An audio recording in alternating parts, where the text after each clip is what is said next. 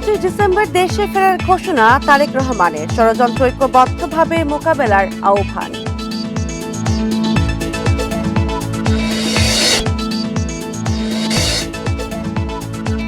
তারেক রহমানকে বরণের প্রস্তুতি নিচ্ছে বিএনপি, প্রস্তুত বাসভবন, বিমানবন্দর থেকে যাবেন হাসপাতালে।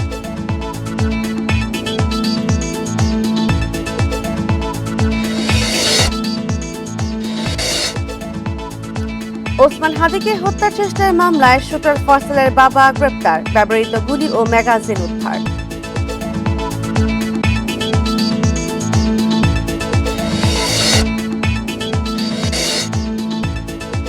রবি মৌসুমের সার সংকট, বাড়তি দামের কারণে বিপাকে কৃষক, আবাদ ব্যাহত হওয়ার আশঙ্কা।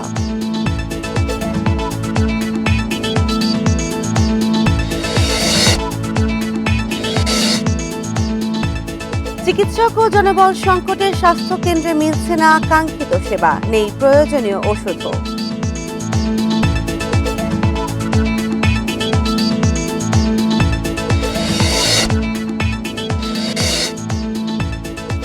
আইপিএলে ৯ কোটি ২০ লাখ রুপিতে কলকাতায় মুস্তাফিজ, বাংলাদেশিদের মধ্যে সর্বোচ্চ, রেকর্ড গ্রিনের।